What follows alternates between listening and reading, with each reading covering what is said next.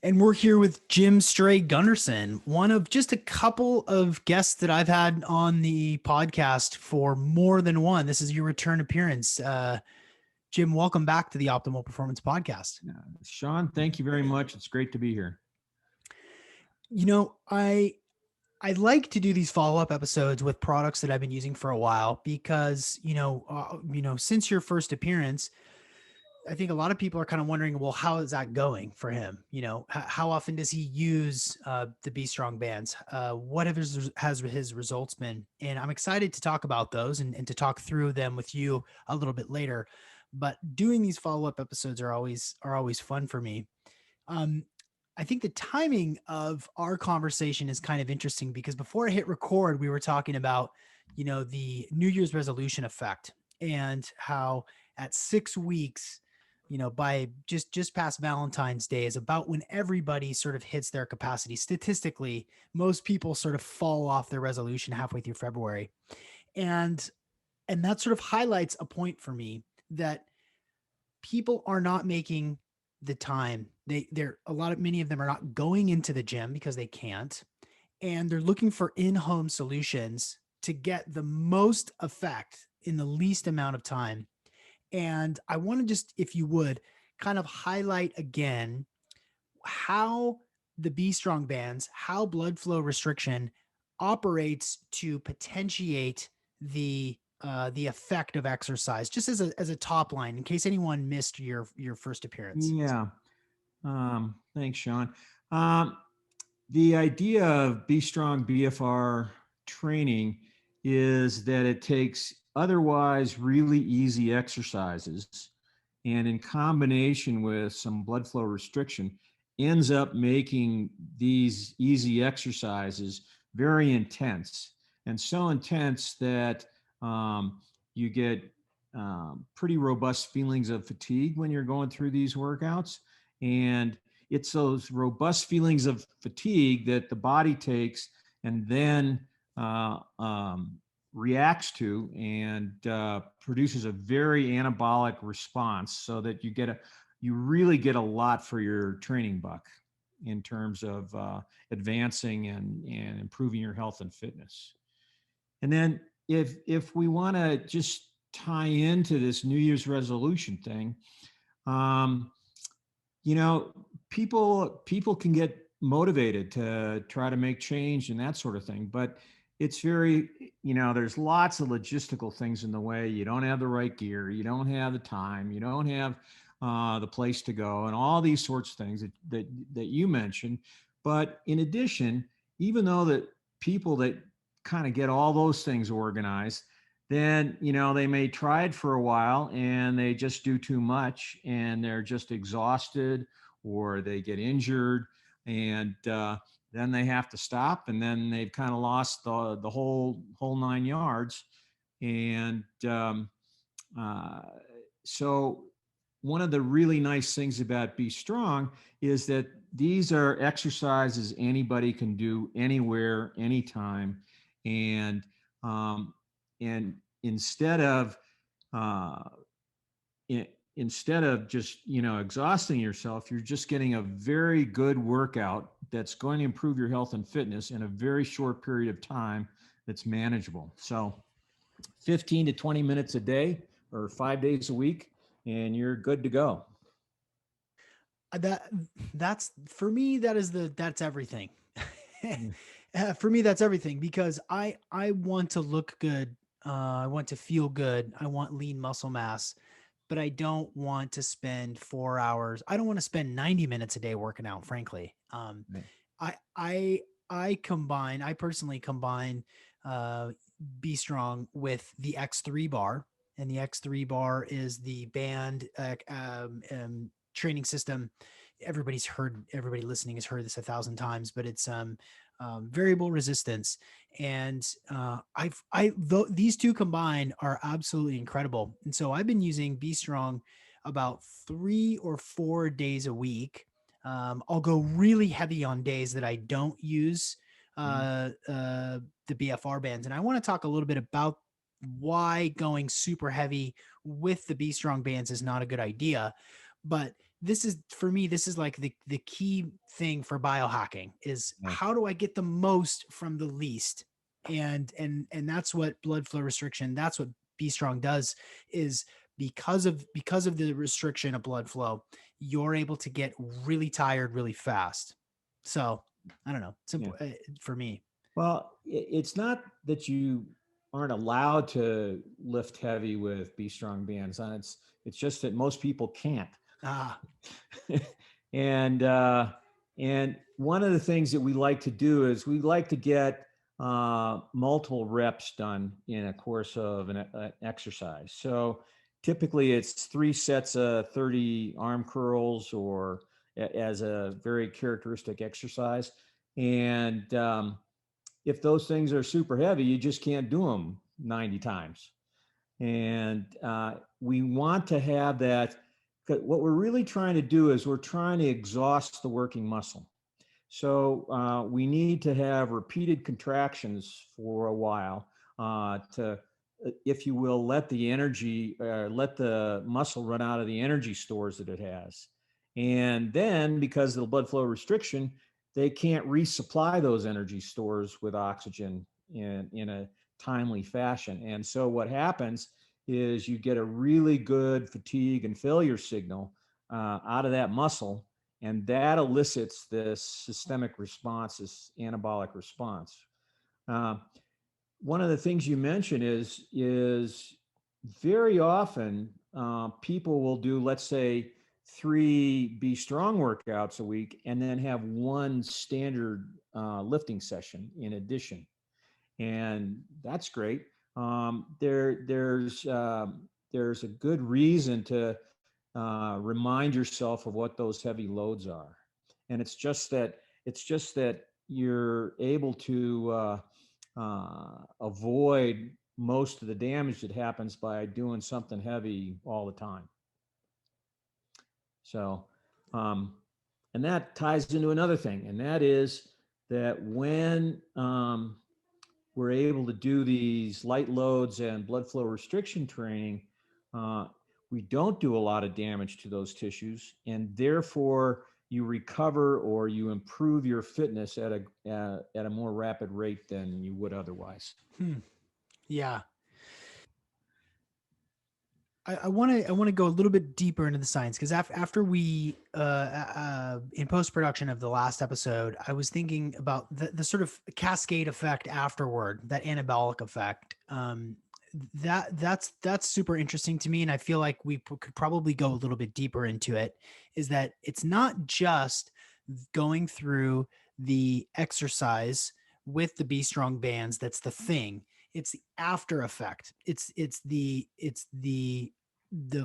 what happens to you, our blood flow to our extremities after the exercise, which is where, like, the magic happens. Do I have that right? And can you talk a little bit more about what biologically is happening to us after we're done working out? Yeah, yeah. Let's kind of briefly go over it from the start. So, um, when you put the bands on, and when you do any kind of exercise, any kind of muscle contraction, now the muscle is not getting the blood and the oxygen it needs in a timely manner. And so what happens, I call it a disturbance of homeostasis, but or a metabolic crisis, or something along those lines, where the working muscle fatigues. And that fatigue locally starts a process of protein synthesis in an attempt to repair whatever damage was there, or to um, kind of react. This is what training is about. You work out and you get tired, and the body tries to fix that by building more and better muscle.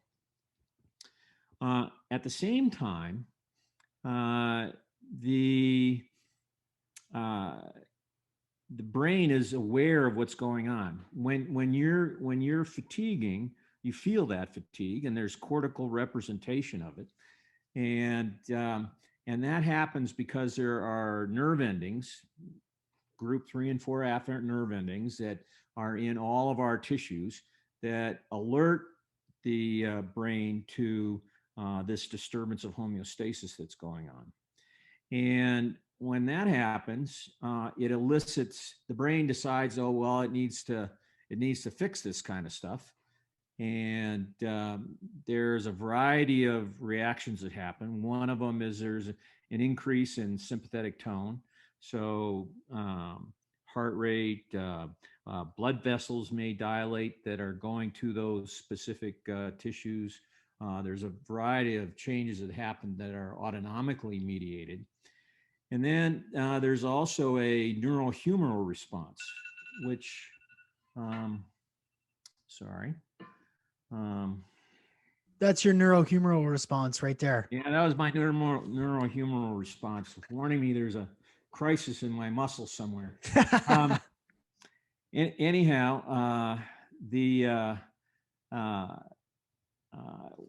what happens is the brain is reacting and produces what we call a systemic anabolic response, and this is shown by an increasing secretion of growth hormone and a variety of other things, and these in turn go throughout the body and do things like growth hormone goes to the liver to stimulate the production of insulin growth factor 1 or IGF-1, which is also an anabolic hormone. And now these hormones, this cascade is going throughout the body, and any tissues that we're exercising are going to have their protein synthesis upregulated and amplified by this neurohumoral milieu that they find themselves in.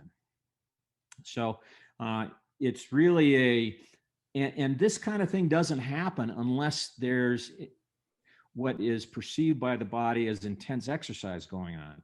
So you can go for a nice leisurely walk, but you're not going to elicit this the systemic anabolic response anywhere near to the same extent as you would with either really heavy lifting or light lifting with BStrong, or for example, putting the bands on when you go for that walk. And if that produces that fatigue feeling, then all of a sudden you're getting that anabolic response because the brain has perceived that there's a problem that it's trying to fix. Yeah. And this is sort of the inconvenient reality, I think, for some folks, which is you have to work out hard, or at least you have to trick your body into thinking that you're working out hard in order to Right. get that response, right? Right. It's like the old no pain, no gain thing, but it's Yeah. not it's not really that. Yeah. Um, and uh, and these feelings of fatigue or muscle soreness are not really pain. And it's different than Right. saying getting burned or cut or scraped or something like that. It's a feeling of fatigue, and that feeling of fatigue is necessary for one to advance their levels of fitness. That is, and coming from a guy like yourself, not only as the creator of this, but also as with your coaching background, you've worked with so many elite athletes. The understanding is like you can't just mail it in. You Right. can't train at 60 or 75%. You can't train at 85% and expect. I mean, of course there are rest days, but you really can't train at that level and expect yourself to grow. You're not going to increase your times. You're not going to get stronger unless you're pushing that hard. Yeah. There's it to some extent it depends on whether or not this is endurance training or whether this is power training. So with power training, basically, if you're not getting after it in a session, you're not making the best use of your time. Hmm. In endurance sports or activities, um, about 80% of the work is what we call kind of metabolic training. It's very, very easy, long, slow distance, that kind of thing, which is it's not intended to advance the power and speed of the muscle. It's intended to get the metabolic systems just working really well. And so that's a different kind of training. And so what we really want to do, or like for example, for running, for example, um, 80% is this very easy base training pace uh, that, unless you go really long, does not produce fatigue. And then there is 20% that is like intervals or races where you really are, or weight training where you really are going for that fatigue signal. And it's the combination of those two things that ends up really improving fitness. Right. And, This kind and of, by the yeah. way, the idea of training at, like, let's call it 60%, that's kind of no man's land. And that just kind of tires you out, but doesn't get you the benefit of the hard training. Yeah. You're wasting my time, you're wasting your time. You know what? Right. Don't show up, you know.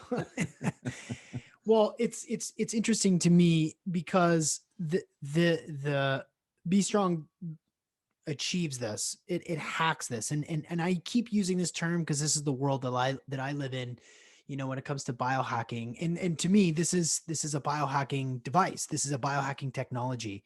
You are shortening, you are tricking your system and doing it in a safe and effective way.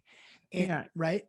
Yeah. I would say that the signal is the same, Mm, but instead of doing really hard, damaging exercise, we've done easy exercise, but restricted the blood flow to those tissues. So we've gotten to that same signal in a way that is much easier on the body.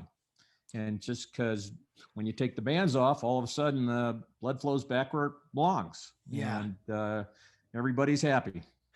Do maybe you can speak to this a little bit too. You know, because all essentially all of the exercise that I do is with Be Strong and X3. So I'm not doing, you know, super heavy bench press with, you know, or Olympic style weight lifts and so forth. In fact, I've kind of even gotten away from even kettlebell exercises just because it just works for me. Again, like I'm in at 37, I have the best physique I've ever had in my life, and it's only getting better. So my question is around like lactic acid or soreness the next day. I have not noticed soreness after. I've not noticed soreness like the next day, which makes it easier to show up and do the damn Yeah. exercise the following day. Is there a connection there? Um, yes. Um, However, there's a difference between building lactate and muscle soreness. So with Be Strong, you actually get higher lactate levels than you would for the exercise by itself. And that's a reflection of the reliance on anaerobic metabolism. So one of the things we're doing with the blood flow restriction is we're limiting or not delivering in a timely fashion the oxygen and nutrients that are needed to maintain this work rate. And because of that, the body relies on muscle glycogen, and which, once that's broken down, without enough oxygen around, it produces lactate as one of its byproducts. Hmm. But lactate per se is not a bad guy. It's just kind of a half the size of a glucose molecule, but it is associated with a lot of things that produce a disturbance of homeostasis in the cell. So it's a good marker of intense exercise, but not necessarily a bad guy itself. Hmm. Now, the muscle soreness that you might get a day or two after you've done a workout, it actually has a name called delayed onset muscle soreness, um, or DOMS. And that is a result of micro damage that's done to the muscle. And so when you're doing these contractions, and particularly new contractions, and particularly really heavy contractions, some of the muscle fibers are get micro tears in their membranes, and that elicits an inflammatory reaction. And then all of a sudden there's swelling, and there's various enzymes that are released to try to kind of clean up the debris that's hanging around. And that inflammation produces the soreness 2 or 3 days, or between 1 and 3 days after you've done something. Typically, it's after you've done something new, Hmm. and or if you've done something particularly heavy. Yeah. And is that, I mean, so then how does that connect to, is there less of that with Be Strong? Right. So with Be Strong, there's less damage done, and therefore less inflammation, less soreness, all that sort of stuff. And so, um, uh, although I must say that if someone is just starting out with Be Strong, often they are doing exercises they haven't done in a long time. And in that case, they may get a little sore after the first session. Sure. But once they're beyond that, then everything's it's there's less chance of soreness than there would be with equivalent intense exercise. Right. I want to circle back to the concept that if you want the benefits, you have to push hard, or at least trick yourself into pushing hard, because um, there's some research out there, and there's also sort of a generalized conception that I think is not actually helping people, which is regardless of your physique or body type, regardless of your health, is if you do the work, if you are exercising in some way, if you're putting miles in on a treadmill or doing a Peloton bike, um, that you're good. And it's too general. It's the concept is no matter how your fitness level is, if you're moving and getting your 10,000 steps, then you're good. You're Yeah, probably healthy. And we kind of know now that you can't, that's not really yeah. true. Let's unpack that a little bit. Um, so one thing that is kind of true is if you're doing something, that's better than nothing. Okay. Um, but uh, for example, with a lot of these workouts that you get online or on TV or DVDs or whatever, Jane Fonda videos from the past, Richard Simmons, all those kinds. They're leading an exercise class, but and what they're doing may be right for the average of the class, but it's probably right for nobody in the class. And that is because it's too easy for some, it's too hard for others, and you have these people, they're motivated, and they end up just hammering themselves. And if you do that day after day, it's just going to result in quitting your New Year's resolution. So this is one of the big challenges in a lot of these kinds of sports. You need to have a feedback loop to know what the right intensity is for the individual. We know we want to get a good fatigue signal, but exactly what exercises and how many reps and how many sets it takes to do that for a given individual is something that that's why we have coaches, because coaches kind of can look in your eye and say, well, that's good, or that's a little bit too much, or maybe you need to go harder. And when you've got all of these things like Peloton and stuff like that, you just don't have that feedback loop. And that's one of the things, by the way, that's coming with Be Strong is we're going to have that feedback loop for people, and that should be interesting. Let's pause there. Can you, what do you mean by that? Tell us a little bit more about that. Yeah. Okay, so um, you remember that I mentioned this idea of altering in sympathetic autonomic tone from getting a good fatigue signal. So we have ways of measuring sympathetic tone from heart rate and something called heart rate variability. I don't know if you've heard of that, but Yep. Yep. Familiar. so um, and we've been working on this the last year, but the concept is that when you get a good fatigue signal, you have a certain disruption or change in your heart rate variability signal.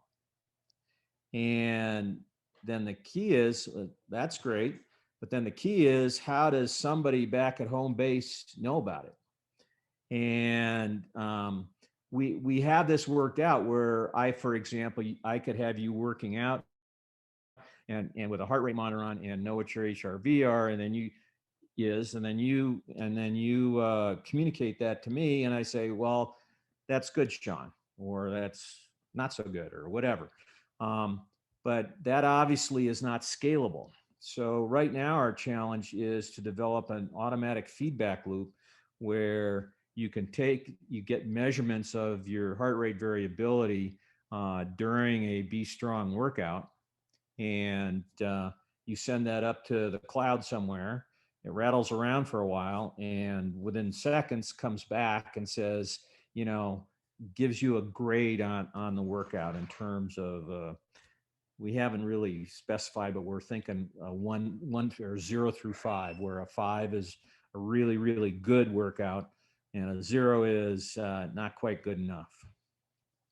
So in that way, whatever the individual is doing, we can give them feedback on whether or not, and they can get feedback themselves on whether or not what they're doing is right, and get Interesting. out of this whole thing. So it sets the stage for this home exercise that it's monitored and managed, and turns out to be can be really effective. Yeah, I could totally see that. I mean, that you're right. That's the thing that's missing from, I mean, that quantification, that biological quantification is what's missing from all the Pelotons and all of the stuff, the whatever. I don't, it's funny. Like, I have no idea what's out there besides there's a mirror thing where you can work out Yeah. in front of the mirror. But I don't quite know how that works. I think and and are they really working with you, or are they working with 7,000 people and you're in the class? Or there's somebody behind the one-way mirror Yeah, uh, it's having a good time. like you're like you're being interrogated. Yeah, Yeah. and what you're suggesting and where you're going with this, which I honestly I had not thought of until now, is how do you have that quantification in real time so that someone on the B Strong HQ end says, "Hey, Sean, you've done those 3 sets of 30, but your heart rate variability is showing me that you haven't gone quite hard enough. You want to do another set of 30, and I want you to go slower, and I want you to go heavier, or whatever, so that we can reach that sweet Yeah, spot." Is that what we're and talking we about? we can do that now, except that, um, for example, I and some of my assistants can, maybe manage 20 to 30 people. So that doesn't work. So the real thing we're working on right now is automating this and almost making it a artificial intelligence thing. So there's a series of signals that we see that we know are associated with a good workout. And so there's just a loop. The computer ends up seeing those signals, and boom, it just sends back, way to go, guy. And in that way, that's scalable, can be used for everybody. Yeah, that's fascinating to me. Is heart rate variability the marker that you're looking at? It's the well, I would say heart rate and heart rate variability, and there are a number of heart rate variability markers or values that we look at. Um, the next evolution of this is we're going to have GPS and accelerometers and a variety of other things, and be able to characterize the absolute workloads, whether somebody's going for a 5 mile run or doing a weight workout or whatever. Um, that's even farther down the line. It's really exciting to me, again, because if there is a way to get the most from the least with quantification and Right. direct feedback. Hey, Sean, it's do 35 this set. Sean, you push further, push harder. Right. Well, it gets right back to the thing we first started talking about. All these people with these New Year's resolution, they are most likely going too hard for themselves at that moment in time. And this would be a system that would be able to tell them that and Yeah. tell them to hang on there, guy. Don't quite go so hard right now. Yeah. Yeah. And That's and at the end of the day, it makes a difference between being involved with regular exercise and not, and getting the health benefits of regular exercise and not. So it's really exciting, and um, we hope to offer this as a subscription for people who buy B Strong bands. that's awesome. Yeah, I can't wait to see where this goes. It's really exciting. It's futuristic, it's effective. It leverages, the technology with we know with stuff that we know what works. Um, I've got a couple other questions for you. So, I want to go back to this concept of um, just walking, even if you're, and let me cut to it. So, for folks who are drastically out of shape, so who are either overweight or obese, that are being told, um, there's healthy in all sizes, and you may be 5'4", 280, but you're healthy. Um, Eh, eh, and I exaggerate, but and this is it's delicate stuff here. But there was the cover of Cosmopolitan magazine, what, a month and a half ago or something, included a picture of a woman who was morbidly obese by all accounts, and it was the body positive movement, and it's it's un it's inconvenient. However, celebrating someone who is pre-diabetic, that wants to look good, or that wants to feel good about normalizing obesity, I think is super scary. And yeah, telling someone who is morbidly obese that it's okay, go get your 10,000 steps and you're going to be fine, you're going to be good. It's just not the case. right. And they have to have enough energy to work hard to get the benefit. And that's Yeah, challenging for a lot of you people. know, um, there's a number of facets to all this stuff. So no one should be psychologically shamed or made to feel bad about themselves. On the other hand, uh, we have to recognize that being overweight or not having our blood sugar under control or our lipid profile or our blood pressure, um, those things will turn around and decrease your health and fitness and lead to a number of chronic diseases that a lot of people suffer from in this country. And you touched on one of the things, and that is particularly for very heavy people, it's really hard to do enough exercise to make a dent in and burn enough calories to address the problem. And so again, this is one of the things that B Strong does so well. Um, Part of this systemic response and part of the secretion of growth hormone is something, one of the effects is something called lipolytic, and which means breaking down fat. And when you have this sort of thing, and heavier people can do B Strong exercises just like anyone else, and they can get this lipolytic hormonal response, which kind of accelerates their weight loss. And one of the things we see with virtually everybody who does Be Strong is that not only do they get stronger, but they get leaner. And so they're losing body fat with this. And so this is another strong point for this kind of exercise. And hopefully we can get them to address this in a way that doesn't exhaust them. And therefore they continue to do it. And a little bit of something over a long period of time has tremendous effects. Yeah, we've all been discouraged the day after a hard workout when your body is sore and you're stiff or your knees kind of doing something funny, and I think for people who are really heavy, it's disheartening to to wake up the next day after exercising and be so tired from the day before, and stiff and uncomfortable, that this is like, man, I just got to do this all over again, and it's tricky. And I'm saying this from a place of I there it's in my family. This is really close to home for me. It's really challenging, and even if you're eating right, which is what's eating right, but if you're doing a good job, you're not getting too many calories. If you're metabolically dysfunctional, there's got to be a way for you to preserve that energy to stay consistent with it. And I wanted to speak to the lean mass thing too.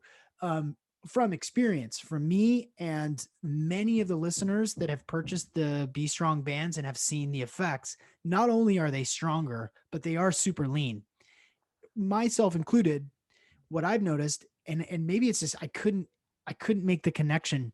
The cuffs, the bands are on the, between the shoulder and the bicep on your arms, and then up really high on your legs, kind of up underneath your butt, high thighs. I didn't make the connection to the fact that I would actually get lean in my midsection, that my core was going to benefit in the way that it did. But lo and behold, over time, I continue to see my fat decrease. I can see abs a little bit. I can see my core. And is it just because of the general process, the general cascade? They just happen to be on my There's, lens, and it just helps yeah, everything. it's because of the systemic effect, that systemic anabolic lipolytic effect that when you do push-ups or um, whatever, even bicep curls. If you're standing doing bicep curls, you're using your core muscles to stabilize you. And so when the growth hormone and the insulin growth factor 1 and testosterone are flying around the body, they're also helping those core muscles that have had a workout as well, even though their blood flow was not restricted and was just fine. So this really is um, normally you have to have uh, pretty pretty vigorous whole body exercise to burn enough calories to address this kind of thing. But this is, again, another biohack, a way of starting that hormonal process to really address reducing your fat mass. Yeah, it continues to surprise me. I love it. And there's also, I posted a picture a couple of weeks ago after workout with the bands on, and I had a long sleeve shirt on, and I just looked so pumped. Like I just looked so I got a good pump. My muscles were round. I felt like $1,000,000, and I had people that I hadn't heard from for a long time, like people back from high school. They're like, holy smokes, Sean, what are you doing? And I said, I'm working out for 10 minutes a day. And people are like, they just don't, they have cognitive dissonance around it, because they honestly, they can't see how that's possible. So what I want to do is I want to really break this down and make this really practical for people. So we know sort of the science around it. We know why it's good. We know how it works. How I'll invite everybody to go back and listen to the first appearance that you did in the beginning of the show. I'll have done that already, but I want to just I want to go down the list. How long per session? How many times a week? Um, what's the importance of nitric oxide? If you could tackle those three. Okay.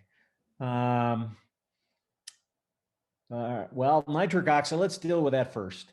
Nitric oxide is responsible or partially responsible or part of the cascade of endothelial health. And what that means is seeing to the elasticity and health of the inner linings of the arteries, arterioles, and capillaries. Um, and when we do Be Strong, it's been shown that we release nitric oxide and that we stimulate an increase in enzymes that make nitrous oxide, nitric oxide synthase. So, um, all things being equal, there's really good indication that Be Strong stimulates the production and levels of nitric oxide, which in turn give us good capillaries and arteries and veins and that sort of thing. Um, this business about how often and how long and all that sort of stuff, the real answer is it can be as much as twice a day and 30 minutes for each session. And it, on the other hand, it could be just twice a week for 30 sessions or 20 to 30 minutes. Um, and what's right for you, again, depends on what your level of fitness is, what kind of exercise you're used to, all sorts of other things. Um, and this is also what this monitoring program would be about. Because the bottom line is whether or not your health and fitness are improving. If they're improving, whatever it is you're doing, it's to the good. And on the other hand, if you're getting exhausted and you can't continue, that's not so good. So we need to, and until we get this system organized, we're going to have to go by kind of rules of thumb. And I would say that for um, most people between the ages of, let's say, 40 and we can pick a number, 70, whatever. Generally, 3 times a week is a good number to shoot for. 3 Be Strong sessions a week. Let's say 15 to 40, you can tolerate 5 sessions a week, and maybe 70 to 100 plus twice a week is probably a good thing to look at. Another thing that happens is if someone happens to get injured, and let's say they were used to working out twice a day, then and now they can't do their normal workouts anymore because of the injury, they could work out with Be Strong twice a day. And generally, these sessions are in the 30-minute range, and you should use a variety of exercises. You can do exercises that only involve the upper extremity, and you just put the armbands on, or you can use just the leg bands for leg exercises, or you can put all 4 bands on and do whole body exercises. Uh, these things end up being more or less up to you and what makes you feel good. And again, the bottom line is that over time, if you're feeling like your fitness is improving, you're doing the right thing. And if you feel like you're just getting exhausted, then maybe you need to back off, either in terms of how often a week or how many different exercises you're doing or whatever. So, Yeah.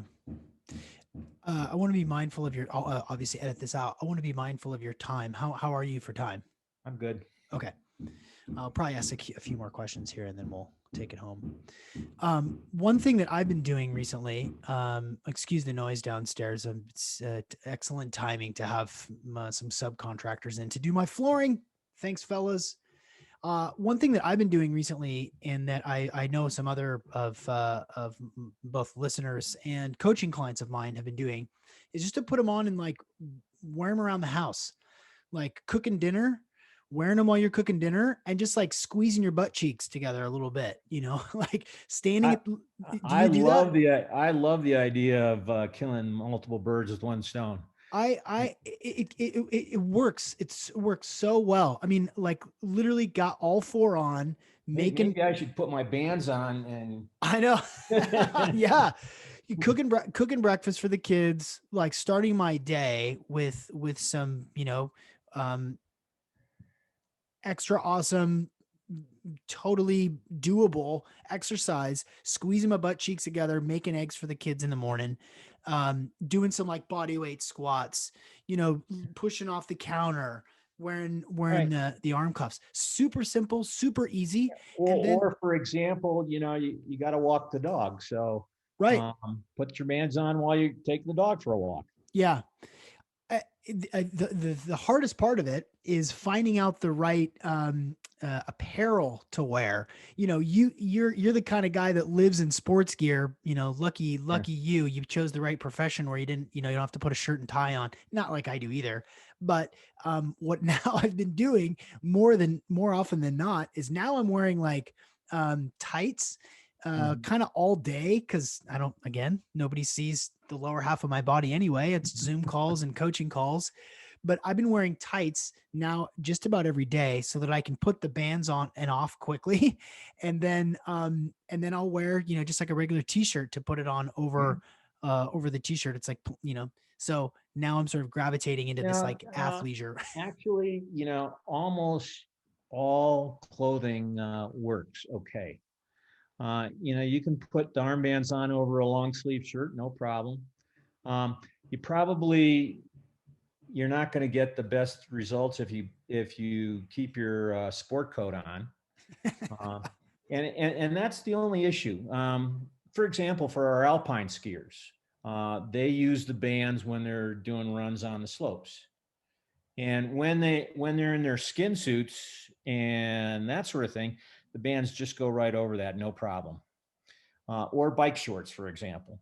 Um, but if they have warm-ups on that are kind of thick and insulated and everything else, that's not exactly the best thing. Or a big heavy sweater. Um, as it is, I've got kind of a long sleeve shirt on, but it's not very thick at all, and so Nike it goes Nike on running it gear. goes on anything. Yeah. What I've been tending to do is, if not tights, then I'll just put them So on. yeah, Yeah, so Sean, I've got jeans on right now. yeah, It, it'd be fine for the jeans. yeah, yeah. I've been doing. I know I'm not alone here, but I'm wearing sweatpants most of the time now, just about every day. And I'll pull the sweats down. I'll put it on over my underwear, and then pull my sweats over the bands. I'll put them Yeah, on yeah. as Jim. For those of you watching on YouTube, you can actually see Jim. He's putting the cuffs on now.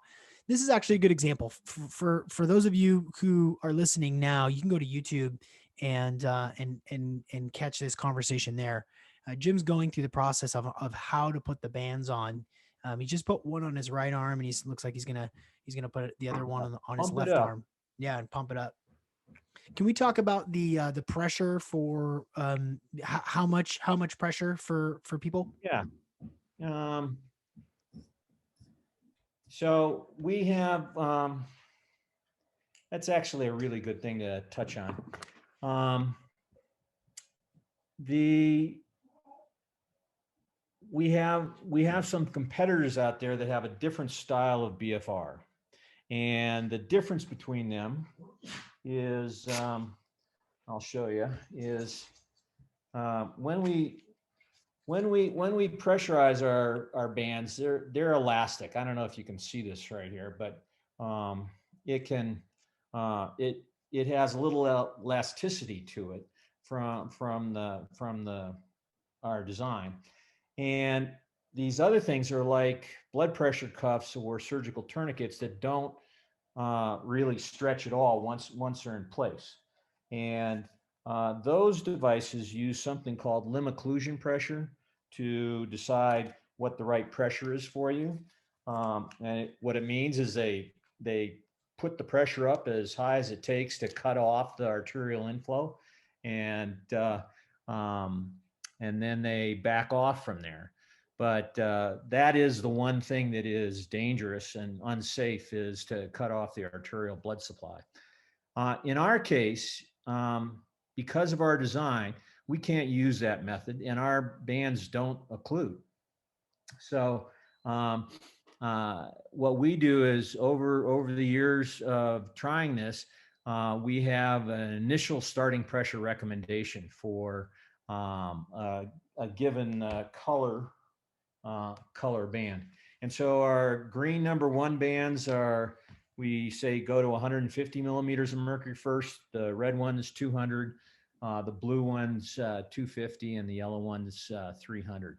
And that's just a starting point, because then what happens is you want to be able to use a robust fatigue signal as whether or not you have the pressure and the exercise is right. So if you put it on at 200 and you go through a series of exercises and you get a good fatigue signal, you're good to go. You just go to that same pressure the next time. And on the other hand, if for whatever reason you end up not getting a robust fatigue signal, then you can increase the pressure to 250 on the next session that you do. Yeah. For me, I use the red ones for my arms and I pump those up to 250. Yeah, And then I use the blue ones for the legs and I pump those up to 300. that's the And same for me. yeah. So And it's and over time, you end up, as you get fitter, you end up using higher pressures. So very often I'm going to 300 on my arms. oh, okay. And All right. there we go. All right. Okay. Well, maybe it's time for me to step my game up a little bit. Yeah. So there's 300 right there. You can't see it, but Yep. um, and I'm 350, 400 on my legs. Oh, I think I need to. Yeah. Well, I, But Sean, the key is whether or not you're getting a good fatigue signal. If well, if you're getting a good fatigue signal, then you're good. Well, I think that like probably like a lot of people who are not fitness experts, you don't really know what that means. You know, you do feel like a little fatigue. You do feel like you're fatiguing, but you're not. Again, this is why the courses and the Yeah. virtual assist are kind of key, because like I do feel tired, but in retrospect, I don't feel quite as fatigued as I did when I first started. And the other Mhm. thing too is, Well, yeah, crank it to 300 the next time you do it and see what the feelings are. See if yeah. it makes a difference. Yeah, I will talk through like the sensations a little bit too, because what happens is your veins start to really pop. You really get veiny. Like as soon as you pump it up, even without doing the exercise, you'll see veins in your forearms. You'll see veins kind of all over the place on your arms and on your legs. And sometimes after you're done with your workout, you will have some discoloration below, like from your arm down to to your forearm or so. It will be redder because Mhm. because the blood flow was restricted. So sometimes you'll get a little bit of yeah. It's not because it was restricted. It's because um, the blood vessels in the skin have opened up. They've dilated from that Mm, sympathetic response where it causes, in many ways you can think about this teleologically, where um, the body recognizes, well, I'm not getting enough blood to the working muscle, so let me open up the arteries and try to pump more blood in there. right. And so that's why those tissues end up getting engorged Oh, and distended. got it. Okay. Because there, sometimes you will have some discoloration for 10 minutes, 5-10 minutes after your exercise is done. Yeah, Uh, sometimes if you really push it, it kind of gets dusky purple, and sometimes people get orange splotches and huh. all sorts of redness, and then every so often some little white splotches where apparently there's not a lot of blood flow going, and but all those things go away as soon as you take the bands off. Yeah. And actually, if you're getting those things, you actually know you're getting a good Be Strong session Right. in Yeah. addition to those feelings of fatigue.